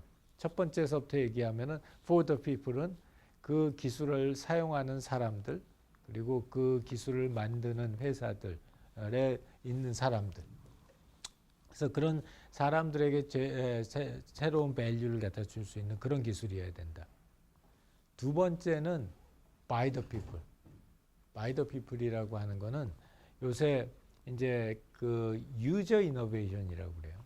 뭐냐면은 어떤 기업이 이노베이션을 하는 게 아니라 그 기업 내에 있는 사람들이 이노베이션을 하는 거다. 그래서 유저 이노베이션을 해가지고 두 번째가 by the people은 유저 이노베이션. 그 다음에 세 번째가 of the people. of the people이라고 하는 거는 우리가 기술들 중에서 사람과 아무 상관없는 기술들이 있어요. 그러니까 뭐 예를 들자면은 뭐 심해에 있는 어떤 뭐 pH 농도를 갖다 재는 기술. 물론 이제 그게 간접적으로 막 돌면은 사람들하고 연결이 되겠지만 직접적인 연관은 없다고요. 근데 우리가 생각하고 있는 휴먼 센터드 MOT는 사람들이 직접적으로 그 기술의 사용과 개발에 사람들이 직접적으로 인벌브하는. 그래서 직접적으로 사람들이 또 그걸 만드는 과정에 사람들이 직접적으로 개입하는 그런 직접적인 경험이 가능한 그런 기술이어야 된다. 그래서 우리는 한 학기 동안 그 세 가지에 초점을 맞출 거예요. 어떻게 사람이 일반 사람들이 어떻게 기술 개발에 참여를 할 수 있고 이게 유저 이노베이션이고 그 만들어진 기술이 사람들의 경험에 어떤 영향을 미치고 이게 for the people이고 그다음에 그 기술 자체가 사람과 어떤 관계를 맺고 있느냐라고 하는 게 of the people이에요. 그래서 요 세 가지 점에 초점을 맞추는 그런 기술들을 갖다가 한 학기 동안 봤으면 좋겠다 하는 거고요. 그게 실제로 이 기술 경영 쪽에서의 또 화두이기도 해요. 그래서 MIT 중심으로 하는 기술 경영학과에서 이제 그쪽 얘기들을 갖다 많이들 하고요. 그래서 유저 이노베이션이라는 게 이제 나중에도 얘기하겠지만 실제로 제품을 갖다 만드는 과정에 실제 사용자들이 참여해서 그 제품을 갖다가 좀 더 사람들의 니즈에 잘 맞게 만들자. 이 아이데오라고 하는 회사 들어본 사람 있어요? 안 들어봤어요? 굉장히 좋은 회사예요. 굉장히 우리 삼성전자나 LG전자가 새로운 TV 만들거나 냉장고 만들 때 빠지지 않고 가가지고 디자인 의뢰하는 디자인 컨설턴스예요. 그래서 디자인 전문 업체인데 이 전문 업체가 사회적인 활동들도 많이 해요. 그 중에 하나가 LA 하고 같이 해가지고 이 투표하는 시스템 같은 경우 어떻게 만들었냐 하는 과정에 실제로 투표를 하는 사람들을 갖다가 참여시켜서 진행을 한다는 거고요. 이분이 내 지도 교수예요. 돌아가셨는데 2002년도에 2002년도에 돌아가셨어요. 내가 성함은 허버트 A. 사이먼이라고 하는 교수님이시고 노벨 경제학상을 타셨어요. 노벨 경제학상을 타셨고 이분의 이제 중점적인 이론은 인간은 최적화하는 존재가 아니라 satisfying 만족하는 존재다. 어느 이 정도면 됐다. 이러지 인간이 그냥 최적의 솔루션을 찾아서 끝까지 이렇게 답을 찾아가는 그런 존재는 아니다. 그래서 바운디드 레셔널리티 이론이라는 가지고 경제학 노벨상을 받았어요. 이제 이분이 노벨상 받고 나서 딴짓을 시작하셨어. 그래서 뭘 하셨냐면 인지과학이라고 하는 분야를 갖다가 만드셨고, 그 다음에 인공지능 하고 인지과학하고 뇌과학하고 이런 쪽을 갖다가 말년에 하셨어요. 그리고 이제 HCI라고 하는 쪽을 갖다가 말년에 하셔서 나는 1994년도 때 졸업을 했는데 그때 있을 때까지 이분하고 같이 리서치를 갖다 했고요. 그런데 이분이 아주 중점적으로 얘기하셨던 말 중에 하나는 뭐냐면 이 사람이 사람이 무엇인가라는 걸 갖다가 이해하기 위해 이분이 인지과학자니까 사람의 뇌 속이 어떻게 움직이는지 이런 걸 연구를 하시는데 그런 걸 이해하기 위해서 제일 좋은 방법 중에 하나는 사람 뇌를 갖다가 열고 보는 게 아니다. 그렇게 열고 보는 게 아니라 사람에 대해서 이해하는 가장 좋은 방법은 그 사람이 어떤 도구를 쓰는지를 왜냐? 이 도구라는 걸 갖다 통해서 그 사람들은 자기가 필요한 니즈를 바깥으로 표출하는 거예요. 그렇기 때문에 자기 머릿속에 어떠한 니즈가 있었을 때 그걸 갖다 바깥으로 표출하기 위해서 도구를 만들고 그 도구를 갖다 사용한다는 거예요. 그래서 The Science of Artificial, 인공에 대한 과학이다라고 하는 책을 지으셨어요. 그래서 이제 그 책을 기반으로 해서 이 사람을 갖다가 제대로 관찰을 해야지 그 사람 내부에서 어떤 니즈나 원트가 있다는 걸 갖다 알게 된다라는 이론을 만드셨고요. 이제 그걸 현대적으로 재해석해서 프라우드하고 라마사니가 이 사람들은 마케팅 교수예요. 마케팅 교수들인데 재해석해서 그걸 갖다 이제 익스피리언스 이노베이션이다 라고 얘기를 하고 이런 새로운 어떤 제품이나 서비스를 만든다는 거는 이런 새로운 생태계를 만드는 거다라고 얘기를 했어요. 그래서 이제 기업체에서도 이런 새로운 제품이나 서비스를 만드는 과정에 실제 사용자들을 많이 참여시켜서 그 사람들과 이 코이노베이션, 공동혁신이라고 하는 과정을 갖다 추진해 나가야 된다라고 해요. 그래서 우리가 이번 학기에 수업을 할 때도 매 컴포넌트마다 그러면 어떻게 하면은 실제 사용자들을 갖다가 이 과정에 참여시켜서 우리가 하고 있는 이노베이션 프로세스를 조금 더 리스크를 낮춰서 있는 방법이 있을까라는 걸 고민한다는 거고요.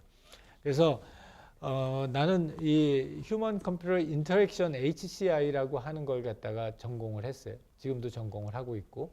근데 휴먼 센터드 이노베이션, 우리 기술 경영학에서는 인간 중심의 이노베이션이라는 거 하고 휴먼 컴퓨터 인터랙션이라고 하는 거는 굉장히 맥락이 비슷해요.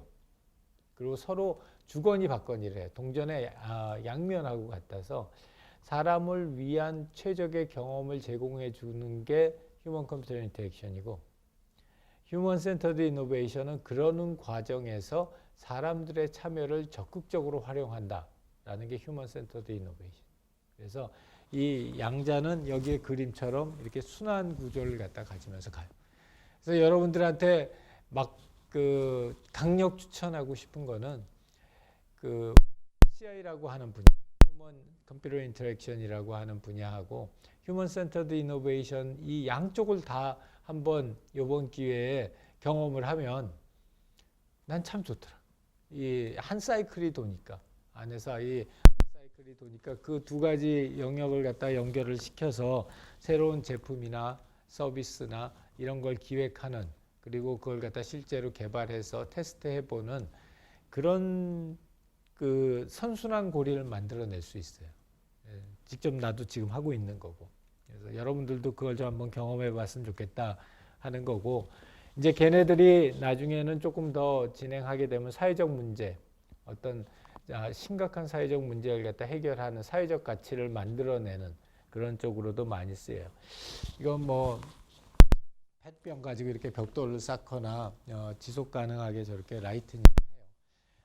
한 가지 뭐 우려 사항은 우리나라에서 사회적 기업 그러면은 아직은 인식이 좀 그러니까 내가 그렇게 생각한다는 게 아니라 이렇게 조금 떨어지는, 그래서 조금 떨어지는 이런 기업들을 갖다 사회적 기업이다라는 레이블을 달아서 그 약점을 보충하는, 괜찮아, 저기는 사회적 기업이야, 그러니까 돈 안 벌어도 돼, 뭐 이런 식의 걸 가지고서 사회적 기업을 좀 폄하하는 사람들도 있어요.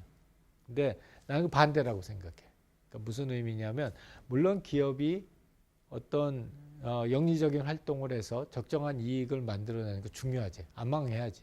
안 망해야 되는데, 근데 그렇게 해서 만들어내는 이 어떤 제품이나 서비스가 사회적인 가치에 반하는 거일 때, 그럴 때에는 나는 그게 그렇게 오래 간다고 생각 안 해요. 오래 갈 수 있다고.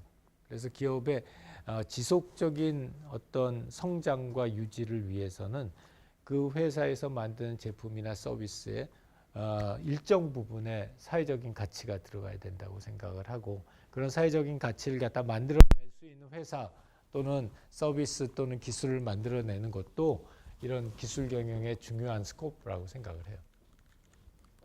그래서 아까 얘기고요.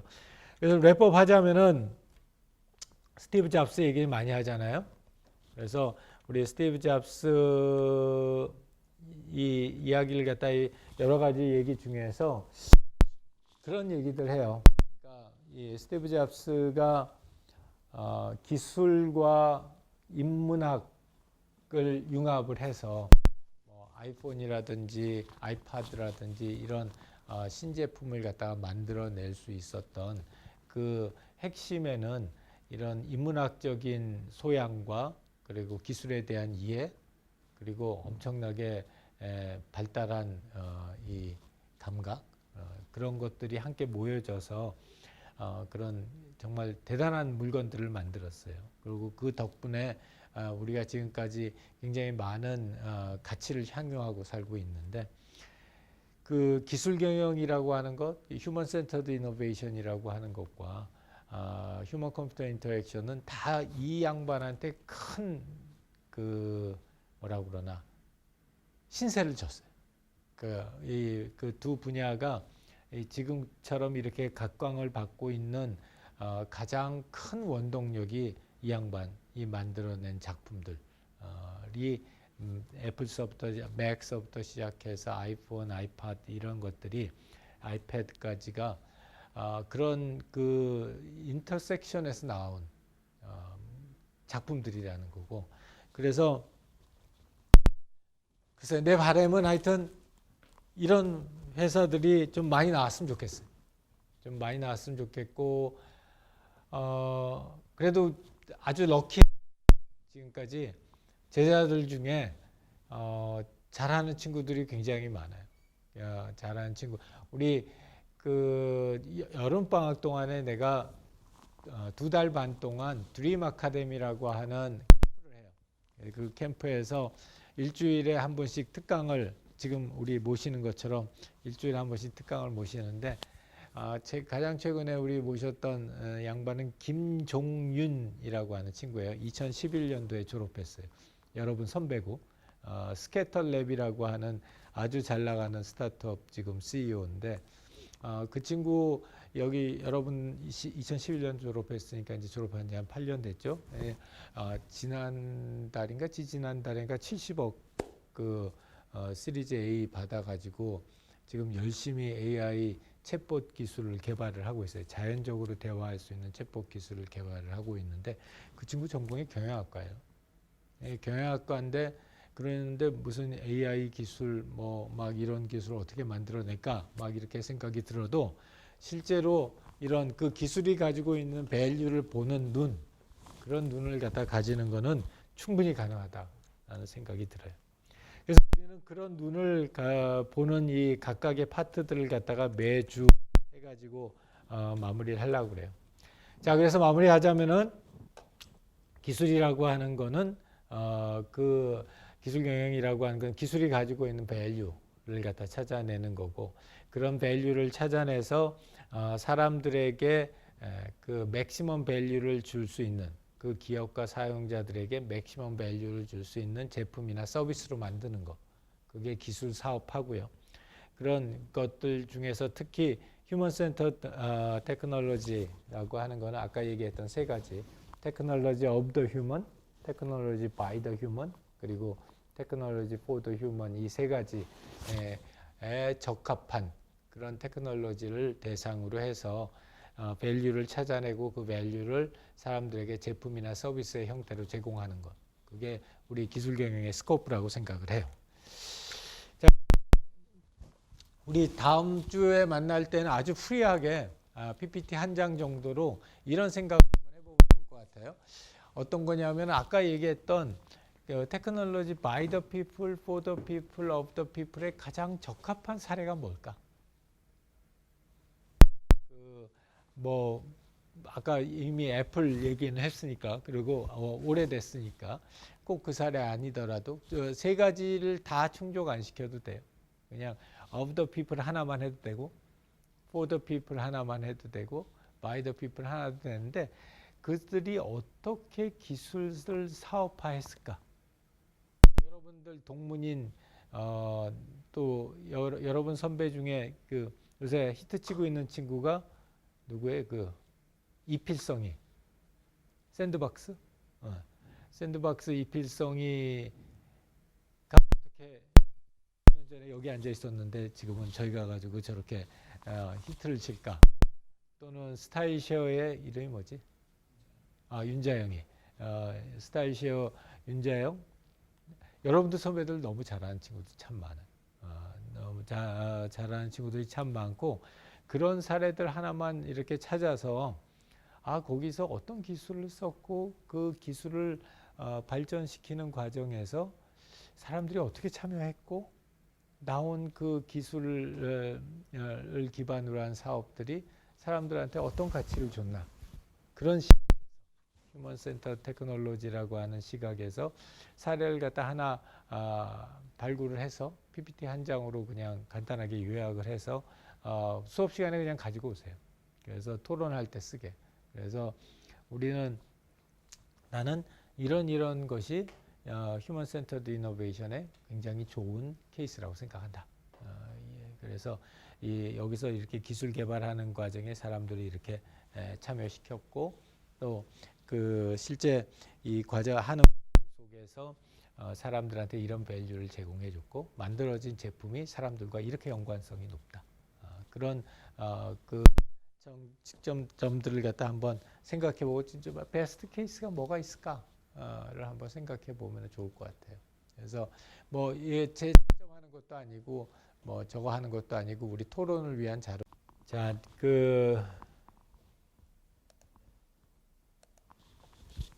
내가 하고 있는 회사는 주식회사 하이라고 하는 회사예요. 주식회사 하이라고 하는 회사고, 이 회사는 뭘 하는 회사냐면 사람들의 마음 건강을 챙겨주는 AI 서비스를 만드는 회사예요.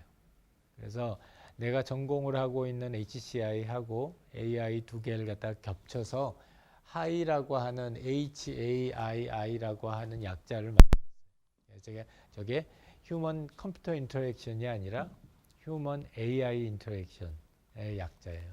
그래서 우리 이 하이라고 하는 회사가 만들어진 배경은 여러분 선배들한테 많이 있는 것 같아요. 백그라운드를 얘기를 하자면은 여러 가지 이 고령화, 또 이혼 증가하고 결혼 늦게 하고 이러면서 1인 가정이 굉장히 많이 늘어났어요. 그래서 2025년 되면은 우리나라 가구의 종류 중에서 1인 가구가 넘버1이 될 거예요. 그래서 혼자 사는 가구가 굉장히 늘어났고, 이제 그러다 보니까 제일 그거에는 부작용이 멘탈 일리스 쪽이 되게 많아요. 제일 위가 디프레션이에요. 우울증. 그 다음에 앵자이티, 불안장애, 공황장애, 그 다음에 드러그 유스도 있고, 바이폴라 디스오더도 있고, 뭐 알코올 중독도 있고, 오티즘도 여기 있고요. ADHD, 주의력 집중 장애도 있고 뭐 밑에 내려가면 디멘시아까지 해가지고 이런 쭉 그 멘탈 일리스들이 과거에 비해서 훨씬 더 창궐해요. 창궐하고 이런 걸 하고 그 주변에 아마 이렇게 병원에 가가지고 직접 컨설테이션을 안 받더라도 우울감 느끼는 상시적으로 우울감 느끼는 사람들 많아서 저 보건의료연구원 저 보고에 따르면은 10명 중에 3명이 우울증이에요. 10명 중에 3명 굉장히 많은 거잖아요. 30%니까. 난 놀라서 그 숫자를 보고 10명 중에 3명이 그렇고 여러분들 이제 어르신들 이렇게 보면은 혼자 사시는 어르신들 분 중에 치매 관련돼 가지고 어려움을 겪고 있는 분들도 되게 많아요.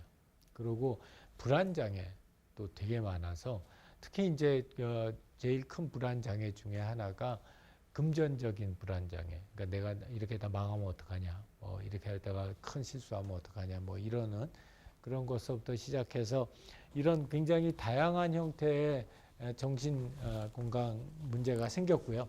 그러다 보니까 아마 여러분들 그 학생 상담소 우리 학교 안에 있는 학생 상담소 지금 신청을 하면은 맞는지 모르겠는데 한 2개월 걸린다는데 약속 잡는데 그 이유가 그렇게 신청들이 많대요.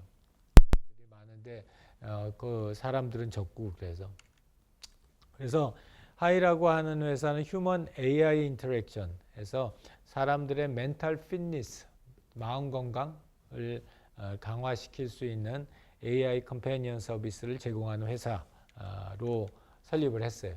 그래서 이거 사실 설립했었을 때 그 배경 중에 하나는 내가 옛날에 경영대학 보직을 할 때 여러분 선배 중에서 내가 굉장히 아끼는 친구가 있었었는데 저 해외 그 교환학생 갔다 와서 근데 1년 저 텀으로 갔다가 6개월 만에 다시 돌아왔어요. 그 우울증이 심해져서 다시 돌아와서 한국에 왔다가 좀 치료시설에 가서 치료를 갖다가 받다가 집에 돌아오는 날 그날 그 아파트 10몇 층인가 거기서 떨어져서 자살했어. 그래서 근데 그런 케이스들이 너무 많아요. 그런 극단적인 케이스들부터. 그래서 이 하이라고 하는 회사는 뭐 앵자이티라든지 디프레션이라든지 디멘시아라든지 외로움이라든지 주의력 집중력 장애라든지 이런 아이들을 갖다 도와주는 그런 서비스들을 갖다 주로 하고 있는 거고요.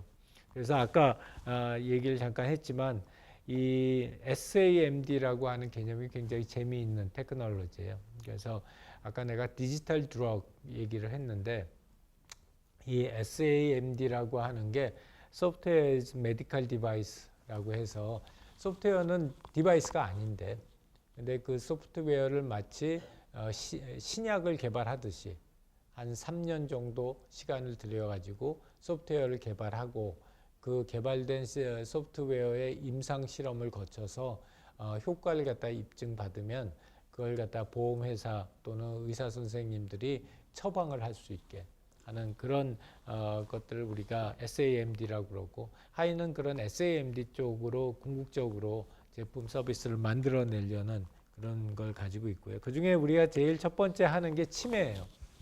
그래서 치매는 아마 여러분들 가정 중에서도 조금 나이 드신 분들 계신 분 있으면 굉장히들 걱정들 많이 하시고 특히 치매가 무서운 거는 치매가 한번 걸리면은 오래 가요. 돌아가실 때까지. 그리고 그렇게 되면서 주변에 있는 사람들이 제대로 생활을 못하는 케이스들이 되게 많이 생겨요. 그래서 치매가 무서운데 그 치매는 일단 발병을 하면은 고칠 수 있는 방법이 없어요.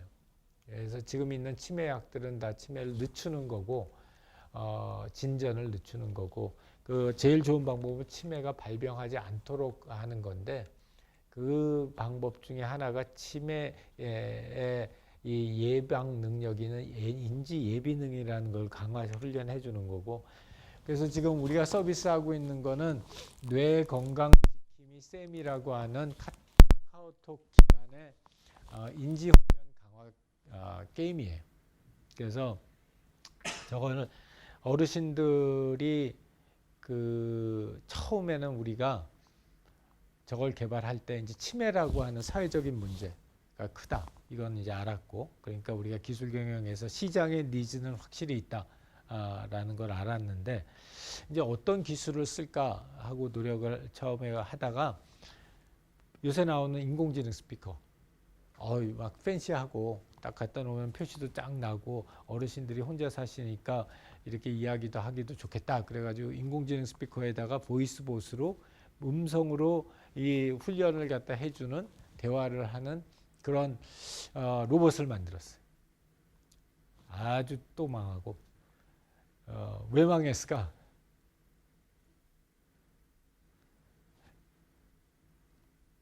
어르신이 되면은 발음이 세요. 이 입의 구조상 틀리도 있고 그러니까 발음이 세면은 젊은 애들들 목소리는 기가 막히게 잘 알아맞추던 AI 스피커가 못 알아듣는 거예요. 근데 어르신들이 또 못 알아들으면 되게 좌절하셔요.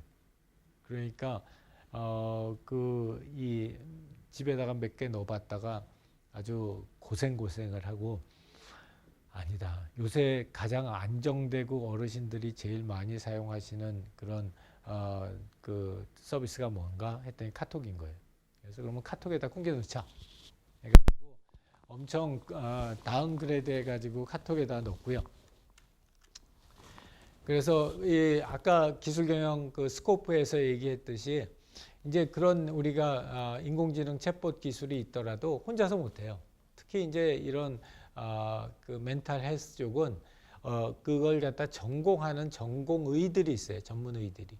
근데 그런 전문의들의 도움이 없이 우리끼리 그냥 만들어 놓으면은 나중에 그 효과를 갖다 검증하거나 이런다는 게 굉장히 어려운 일이어서 우리는 이걸 갖다가 이대 목동병원하고 서울대 보라매 병원에 있는 우리 그 치매 전문 하시는 의사 선생님들하고 같이 만들어요.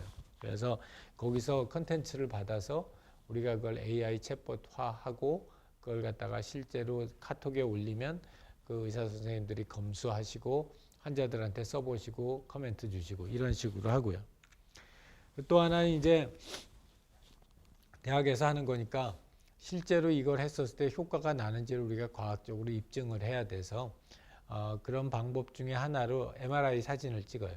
그래서 실제 이거는 그 세 분인데 한 분은 남자 73세시고 이분은 여성 71세고 이분은 여성 62세인데 이분들한테 그 아까 얘기했던 세미를 한 달 동안 사용하시게 하루에 40분씩 한 달 동안 사용하시게 하고 나서 봤더니 이 사람들의 요쪽 부분이 전두엽이에요. 그래서 전두엽이 그 사람들의 굉장히 하이 커그니션, 뭐 판단하고 계산하고 이런 걸 하는 그런 능력을 그 관장하는 부분인데 이쪽 부분에서 미약하지만 하여튼 차이가 났어요. 그래서 이게 그렇구나, 차이가 있구나 해서 이제 여기에 힘을 얻어서 정부에다가 제안을 했어요. 이런 게 정말로 중요한데 우리가 이 효과를 입증하기 위해서 좀 프로젝트를 해야 될 것 같으니까 좀 지원을 해달라. 그래서 그 제안서가 채택이 돼서 올해 10월서부터 해가지고 100명을 대상으로 이 3개월 동안 쓰게 하고 전후를 비교해서 임상 효과를 보는 그런 실험을 갖다 진행을 해요. 그래서 실제로 이런 시장의 니즈가 충분히 있다라는 걸 갖다가 이야기를 했고 또 아까 얘기했던 사회적 가치를 갖다가 제공해 주기 위해서 SKT나 KT나 LG나 이런 쪽하고 연관을 해서 그쪽에 사회적 공헌 활동을 하는 과정에 이 세미를 갖다 활용할 수 있게 그렇게 제공을 하고 있고요. 또 치매예방센터나 노인복지센터 통해 가지고 어르신들이 조금 더 이 서비스를 잘 사용하실 수 있게 공급하는 그런 역할도 하고 있어요. 그래서 이 세미를 갖다가 제일 먼저 출시를 해서 우리가 이런 기술력이 있다. 그리고 이런 걸 이 정도의 완성도로 만들어낼 수 있다라는 걸 갖다 입증을 했고 그런 과정에서 가지고 있는 핵심적인 기술이 요 세 가지예요. 첫 번째는 이모션 컨버세이션 하는 대화형 AI 기술, 그 다음에 사용자의 현재의 생각과 느낌을 갖다 잡아낼 수 있는 유저 모델링 기술, 그리고 네트워크 인프라가 있는데, 네트워크 인프라는 이 HCI 랩이나 드림 아카데미나 HRII 같은 연구기관들하고 같이 협업을 해서 2016년서부터 만들었고요.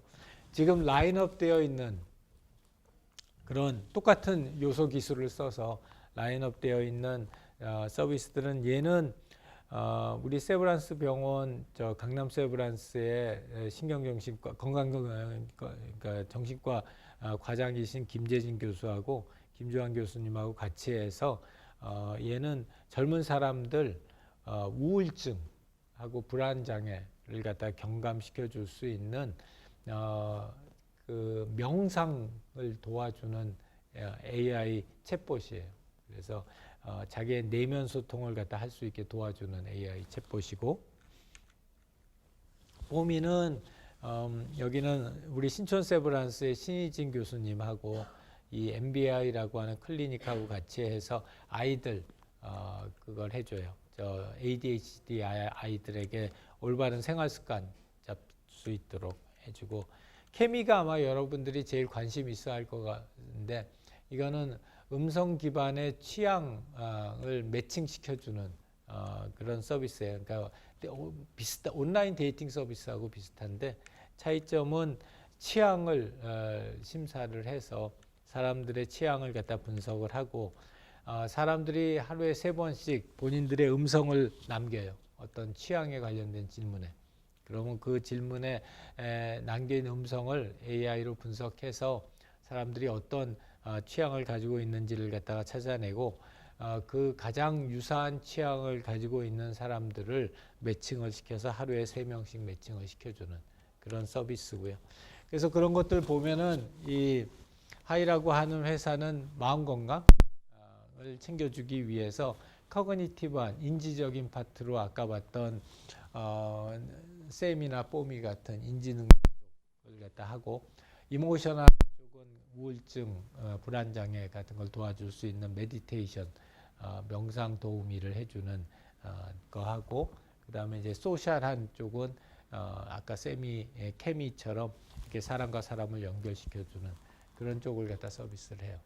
그래서 이런 사례를 갖다가 내가 한 가지 같이 나누고자 했던 이유는, 기술 경영이라고 하는 것이 아까 이야기했던 뭔가 기술이 가지고 있는 밸류를 찾아내서 그거를 회사에게는 전략적인 장점으로 활용을 하고, 실제 그 기술을 통해서 만들어진 제품이나 서비스가 사회적으로 큰 니즈가 있는 그런 서비스나 제품으로 만들어서 세상에다 제공하는 것, 그런 과정에 통해서 이 사람을 위하고 또 그 만드는 과정에 사람이 참여하고, 그리고 그게 사람의 일상생활과 밀접하게 연관된 그런 기술 제품을 만드는 거, 그게 우리가 한 학기 동안 이제 그 과정을 쭉 한번 챕터 바이 챕터로 할 거예요. 그래서 여러분들이 그 한 학기 쭉 하면서 뭐 꼭 분야는 정신과 마음 건강 아니어도 충분히 다양한 분야가 있을 수 있고, 그러니까 기술도 꼭 AI 기술 아니어도 괜찮아요.